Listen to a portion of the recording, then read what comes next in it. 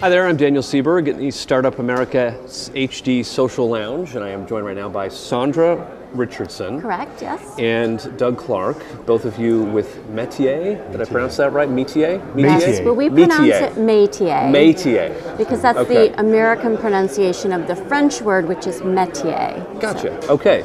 So tell me a little bit about the company, which has been around for a while, and what you're announcing now, this kind of evolution of what you've been working on already. Sure.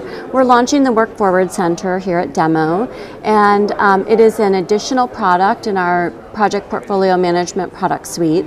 And it enhances collaboration for the knowledge workers, targeted collaboration. It provides on-the-fly smart management plans, and then the tie of strategy to execution for the executives. So it's forward-looking business intelligence. Okay, and there's a big demand for that these days, trying to understand a huge volume of data potentially for different Absolutely, there's companies. so much big data, and this really takes that big data and then provides these targets. Makes it palatable.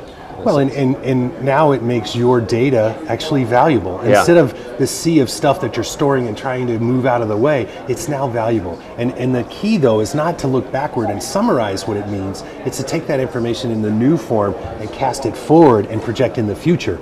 Collaboration, project planning, where strategy is really being executed. Now, you both learned a lot of lessons, I imagine, I hope, along the way. Yes. Any words of advice you would impart to any startup out there these days?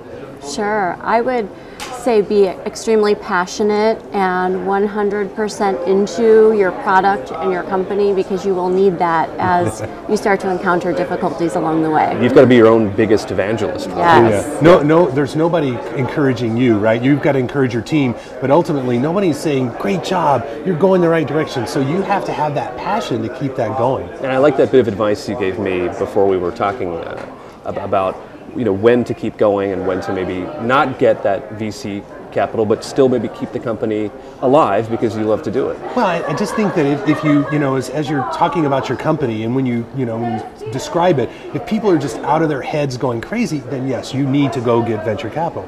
But more than likely, most of us, you get great reactions of our tool, but it's maybe not exactly the right time to raise that money. Maybe it's the time to concentrate on growing your customers and letting your customers finance your growth. And just finally, quickly, how important is it to get along with the people you work with in the company? Because I know you both seem to hate each other. So. Critical.